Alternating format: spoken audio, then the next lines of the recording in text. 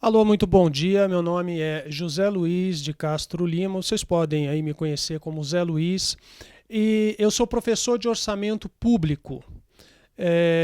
O orçamento público que é tão importante e ultimamente ele está aí na matéria de jornal por causa do que tem acontecido aí do último orçamento que foi enviado para o Congresso. Então é estritamente importante para que vocês entendam a confecção desse orçamento público. Então o orçamento público ele é regido, né, por alguns princípios, né? Esses princípios orçamentários eles são importantes para que se faça uma peça orçamentária de qualidade, para que o legislativo que controla o orçamento público, para que autorize isso de forma clara e objetiva, para que o legislativo possa entender e saber que aquilo que ele está autorizando, aquilo que ele está avaliando, realmente seja um produto, seja uma peça orçamentária de qualidade. Então, eu vou estar falando para vocês um pouquinho aí do orçamento, dos princípios. São 13 princípios que eu vou estar discorrendo aí um pouquinho ao longo dessa aula. Então, vamos lá.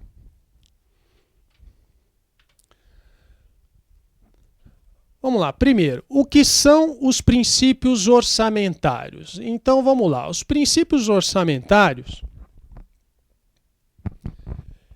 eles nada mais são do que premissas a serem observadas na concepção da proposta orçamentária. Bom, o que são as premissas que têm que ser observadas dentro aí de uma proposta orçamentária? Então, o orçamento ele é uma composição de entradas e saídas, de receitas e despesas que o governo ele recebe. Essas receitas são oriundas de impostos e as despesas são tudo aquilo que o governo gasta, sejam as despesas correntes, são despesas de folha de pagamento, enfim, ou investimentos que o governo faça em estatais, ou os próprios projetos. Por exemplo, Minha Casa Minha Vida, a verba que ele destina para a saúde. Então, são todas essas despesas.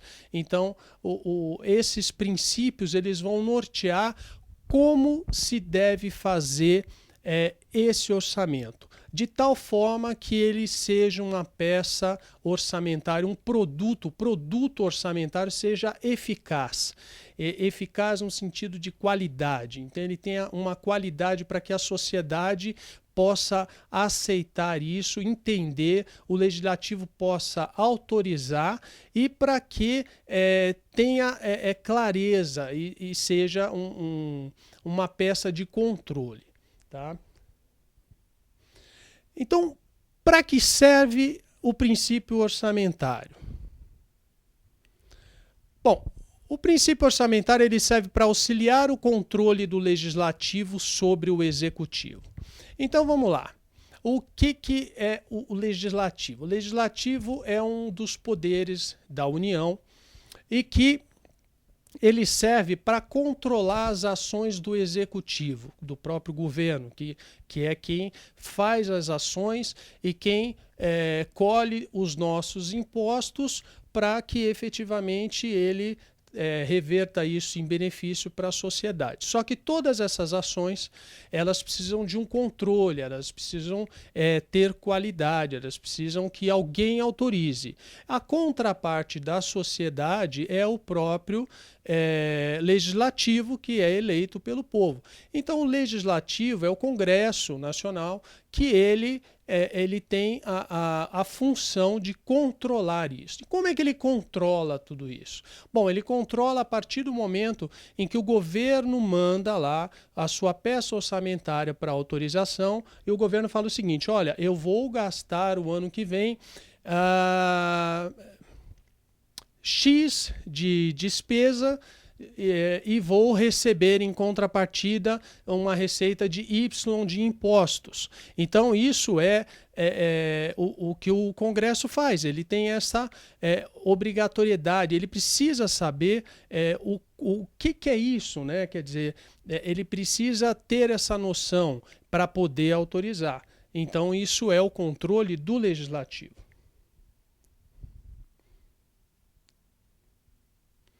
Bom, vamos lá. Então, são 13 princípios orçamentários. Eu não vou tá falando cada um deles aqui mais especificadamente. Aí você tem o da unidade, o princípio da especificação, e a gente vai estar entrando dentro desses 13 princípios e eu vou estar explicando para vocês cada um deles mais detalhadamente. Então, vamos lá. O que é o princípio da unidade? Então, o princípio da unidade deve existir apenas um orçamento para dado exercício, porque apenas um orçamento ele vai ser examinado, aprovado, homologado e gera um caixa único e uma única contabilidade. Então, vamos lá, pessoal. O que é isso? Deve existir apenas um orçamento para o exercício. O exercício, como vai ser falado em um outro princípio mais para frente, ele está dentro do ano fiscal que é de janeiro a dezembro. Então, todas as receitas e as despesas que o governo vai gastar no ano subsequente ao que está sendo aprovado no Congresso, que é o orçamento do ano seguinte, ele tem que estar lá dentro, né? Ou seja, tem que ter um único orçamento. Então, vocês imaginam o seguinte, eu tenho o orçamento 1 da União, 2 da União, 3 da União, ninguém ia entender absolutamente nada. Então, esse princípio, ele reza o quê? Tem que ter um único princípio. Então, esse princípio, ele vai ser o quê? Ele vai ser examinado pelo Congresso, ele vai ser aprovado, ele vai ser homologado e ele vai gerar um caixa único. O que é caixa único? Ele vai gerar entradas e saídas num fluxo de caixa. Então, assim, todo mundo vai saber aquele dinheiro, aquele fluxo de dinheiro, aonde está sendo gasto, como está sendo gasto. Isso é o caixa único. E, obviamente, em contrapartida, gera uma única contabilidade. Imagina se tivesse várias contabilidades, ninguém ia entender absolutamente nada. E qual é a função desse negócio aqui? A finalidade é ser possível obter eficazmente um retrato geral das finanças públicas, permitindo ao Poder Legislativo o controle racional e direto das operações financeiras de responsabilidade do Executivo. Ora, foi exatamente o que eu acabei de falar. Quando você tem o legislativo controlando, né, o executivo e é ele que aprova, então ele precisa ter aí um retrato, um panorama, né, de tudo que está ocorrendo dentro do executivo. Então imagina, vou dar um exemplo muito simples aí que eu vou procurar fazer no decorrer da aula, sempre associando com o orçamento doméstico. Então você tem lá o seu orçamentinho na sua casa, tem seu salário, que é a sua receita de salário, aí você tem suas despesas, tem água, luz, telefone, empregada, internet, enfim. Você tem lá o seu orçamento. E aí quem aprova o quanto você vai gastar, você faz um orçamento de janeiro a dezembro do ano que vem. Então, até meados desse ano, você já está prevendo quanto você vai receber o ano que vem, quanto você vai gastar desse dinheiro que você vai receber. Aí o que acontece? Quem aprova isso daí é a sua esposa, não é você, né? A sua esposa que vai aprovar esse negócio. Pois você imagina o seguinte, se você fala para ela o seguinte, olha, eu não tenho só um orçamento, eu tenho 4, 5 orçamentos. Eu tenho um orçamento que eu dá conta de luz, o outro do telefone, mas eu faço um bico também, além do salário que eu recebo, e eu tenho um outro orçamento. Ela vai ficar louca, e ela não vai conseguir entender, ela não vai conseguir acompanhar e controlar esse negócio, porque ela quer saber o seguinte, quanto é que a gente vai receber o ano que vem e quanto a gente vai gastar. Então esse é o princípio da unidade. Vamos lá, um outro princípio. Princípio da totalidade. O princípio da totalidade, ele possibilita a coexistência de múltiplos orçamentos que devem sofrer consolidação de forma a permitir uma visão geral do conjunto das finanças públicas. Então vamos lá, o que é isso? Você vai falar para mim, professor, você não acabou de falar que tem o princípio da unidade? Caramba, o princípio da unidade só pode ter um orçamento, agora você está falando aqui, pode coexistir múltiplos orçamentos? Pode, só que são orçamentos menores, ou seja, são subdivisões do orçamento maior, do orçamento geral. Então, esses orçamentos eles precisam ser consolidados num orçamento geral para que a sociedade, para que o legislativo que aprova isso, que controla isso, ele tenha uma noção geral do panorama do todo. Então você pode ter o orçamento 1 da União, orçamento 2 da União, orçamento 3 da União. Não é bem assim, mas tem uma subdivisão que eu já vou falar. E aí você vai fazer o quê? Vai consolidar o orçamento 1 mais 2 mais 3. Então 1 mais 2 e 1 mais 3 vai gerar o quê? O orçamento da União. É esse orçamento que vale, ou seja, é o total de receitas e despesas. Bom, o orçamento público basicamente é dividido em 3 partes que eu acabei de falar. Então você tem lá o orçamento fiscal, o da Seguridade Social e o orçamento de investimento das estatais.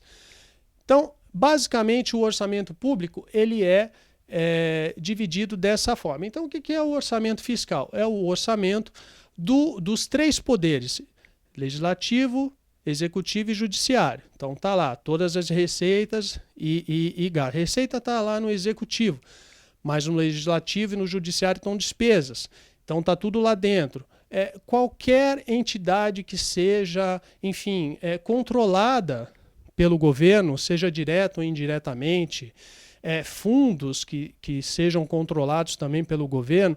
Então esse é o orçamento fiscal, desde que estas operações elas não estejam dentro do orçamento da Seguridade Social. Tá? Então, esse é o orçamento fiscal. Já o orçamento da Seguridade Social são todas as entidades ligadas à Seguridade Social que sejam controladas administrativamente, direto ou indiretamente, não tem problema. Qualquer fundo que esteja associado a isso. Então, mas somente a Seguridade Social. Então, existe uma separação, é um outro orçamento. E o outro é o orçamento de investimento das estatais. O governo participa aí das empresas estatais e as empresas estatais aqui no orçamento só vão entrar empresas aonde o governo seja controlador. O que é isso? Ele tem que ter a maioria das ações com direito a voto, então mais de 50% das ações. Então, a partir do momento que o governo ele tem isso, então esse orçamento ele entra. O orçamento o quê? Do investimento. Quando a estatal tiver investimentos no ano do subsequente, no exercício do orçamento, ele tem que estar discriminado aqui dentro desse orçamento. Aí o que vai acontecer? Princípio da totalidade. Vai consolidar orçamento fiscal, mais orçamento da Seguridade, mais o orçamento de investimentos. E aí vai estar gerando aí o orçamento geral da União, e esse é o orçamento geral que vai para o Congresso. O Congresso também vai olhar separadamente, porque você tem um nível de detalhe maior. Tá? Então vamos lá. Outro princípio. Princípio da universalidade. O que é? O orçamento deve conter todas as receitas e todas as despesas do Estado. Então, mais uma vez, o que é? É universal, tem que estar tudo lá dentro. Ou seja, receitas e despesas gerais de tudo, do órgão que está fazendo. Se é da União, Estado, município, tem que estar tudo lá. Então, vou dar um pequeno exemplo, mais uma vez associado ao orçamento doméstico. Se tem lá seu orçamento doméstico, você trabalha, a sua esposa trabalha. Então você tem lá, você tem a sua receita de salário e a sua esposa tem a receita de salário dela e tem as despesas em comum, água, luz, telefone, alimentação, enfim. Vamos supor que você vai fazer seu orçamento para o ano que vem. Aí você vai lá e coloca no teu orçamento, olha, eu vou receber X reais no ano que vem, e tenho essas despesas, A, B, C, sei lá, água, luz, telefone. Só que você não coloca a receita de salário da tua esposa. Está errado. Né? Não é correto, porque está faltando alguma coisa. O orçamento ele tem que refletir uma realidade sempre, né? Porque ele é uma peça de controle. E ele norteia, inclusive, as ações aí da sociedade. Então, isso é universalidade. Tudo está lá dentro. O que isso possibilita ao legislativo, que é o órgão controlador? Vai possibilitar conhecer a priori todas as receitas e despesas do governo e dar prévia autorização para a respectiva arrecadação e realização. O que é isso? Supondo que eu, Zé Luiz, sou o legislativo e eu recebi uma peça orçamentária do executivo. E aí o que eu tenho que fazer? Tenho que ver se aquilo está adequado e eu vou aprovar. Sou eu que vou falar, olha, pode ou não pode. Aprovo isso, não aprovo aquilo.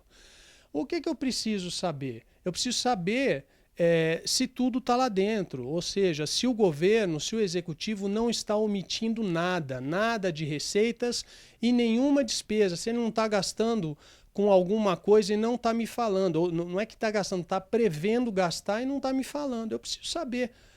Eu preciso saber por quê. Principalmente as despesas. Então o governo fala o seguinte lá, eu vou gastar, sei lá, R$1 trilhão no ano que vem, nisso, projeto, saúde, segurança, enfim. Eu vou gastar nisso daqui. Só que, da onde vem a receita? Vem do imposto. Então, legislativo, eu preciso saber se aprovar aquilo que o governo vai arrecadar para se transformar em receita da União, ou dos estados, ou dos municípios, para ele pagar toda aquela despesa. Então eu preciso saber exatamente tudo o que acontece, tudo que o governo está planejando, tudo que o executivo planeja. Então vamos lá, outra coisa é impedir ao executivo a realização de qualquer operação de receita e de despesa sem prévia autorização legislativa. Bom, se eu estou aprovando alguma coisa e o executivo não coloca uma determinada despesa ali dentro, eu não vou saber o que tem. Então eu preciso que tudo esteja lá dentro, porque eu vou aprovar uma despesa ou uma receita que, na verdade, vai se traduzir em impostos para a sociedade. Então, eu preciso do quê? Preciso saber tudo. Então, esse princípio faz com que o executivo, por princípio da universalidade, ele coloque tudo para que tudo possa ser aprovado, tudo fique às claras. Bom, conhecer o exato volume global das despesas projetadas pelo governo a fim de autorizar a cobrança de tributos estritamente necessários para atendê-las. É exatamente o que eu acabei de falar. Então, assim, se eu sei o montante de despesas que o governo vai gerar o ano que vem, não importa onde ele vai gastar. Em contrapartida, eu legislativo, que aprovo, o que eu preciso saber? Eu tenho que aprovar o recolhimento de impostos que vão se traduzir em receitas para a União, estados e municípios para poder pagar essas despesas. Então eu preciso saber se realmente se alguma coisa ficar de fora, vai dar um erro, a coisa não vai andar, não fica às claras. Então eu preciso saber. Esse é o princípio da universalidade. Bom, o outro princípio é o da periodicidade ou anualidade. O que é esse princípio? O orçamento deve ser elaborado e autorizado para um determinado período de tempo, geralmente um ano. Então, o orçamento ele é feito de janeiro a dezembro, um ano. Aqui no Brasil, o ano fiscal é de janeiro a dezembro, então coincide com o nosso ano normal aí. Em alguns países isso muda, nos Estados Unidos é do meio do ano ao meio do ano subsequente, mas enfim, aqui é assim. Então, todas as receitas e despesas do orçamento que está sendo elaborado, ele está dentro desta periodicidade anual. Existem exceções. Então vamos lá para as exceções. Créditos especiais. Então, o que são esses créditos especiais? São não computados na lei do orçamento, que não tem dotação específica, como mudanças na política pública, novo programa, catástrofes, etc. Então vamos lá. O que são esses créditos especiais? são créditos que não estavam no orçamento, ou seja, a dotação específica é que ele não tem um nome lá. Então, por exemplo, despesa de salário, por exemplo, isso é uma dotação. Então, ele não tem isso, ele não tem essa dotação. Então, um exemplo disso é uma mudança na política pública. Então, governo executivo, esse ano eu tenho uma determinada mudança. Eu sinto que eu tenho que fazer um ajuste na política pública. Quando eu faço esse ajuste na política pública, o meu orçamento já foi para o Congresso do ano que vem. Então, eu não tenho como mexer nisso. Então, esse é um crédito especial. Ele vai entrar com o saldo no orçamento subsequente. A outra coisa pode ser um novo programa. O governo lança lá o Minha Casa Minha Vida 2. Isso não estava previsto. Então, esse também é um crédito especial. Uma catástrofe também não estava prevista. Os outros são os créditos extraordinários. São destinados a despesas imprevisíveis e urgentes, como guerras, calamidade pública, etc. Então, o que são aí os créditos extraordinários? Então, são despesas que ninguém prevê. Então, o executivo ele não prevê que, olha, o ano que vem eu vou entrar em guerra com outro país, viu? Então eu já tenho que colocar no meu... Você não sabe, a não ser que você esteja em guerra, você não sabe se isso vai acontecer. Mas se no andamento do ano estourar uma guerra e você for participar, o Brasil for participar, bom, isso é um crédito extraordinário. Então, pode ser uma calamidade pública, enfim, qualquer coisa. São créditos extraordinários. O que acontece? Eles são autorizados nos últimos 4 meses do exercício, reabertos nos limites de seus saldos e serão incorporados ao orçamento do exercício subsequente. Nossa, que complicado isso, né? Não, não é complicado. Então, funciona assim. O orçamento ele vai para o Congresso até 31/8, ele tem que estar lá. Então, se durante o ano corrente, o orçamento é sempre o ano subsequente, mas durante o ano corrente, acontece um desses dois casos, de crédito especial ou extraordinário, eu tenho que pedir uma autorização lá para o Congresso. Só que não dá tempo de colocar no orçamento, ele já está feito, ele já está para aprovação no Congresso. Então, o que eu faço? Eu abro, peço autorização. No caso de uma catástrofe, é medida provisória, o próprio executivo faz. Mas, enfim, você pega este crédito e você abre isso no seu saldo, ou seja, você vê lá quanto você gastou, pega o teu saldo lá, e esse saldo ele é incorporado no orçamento subsequente, né? Porque o orçamento principal ele já está lá no Congresso, você não pode mexer mais nele. Então, vamos lá, outro princípio da exclusividade.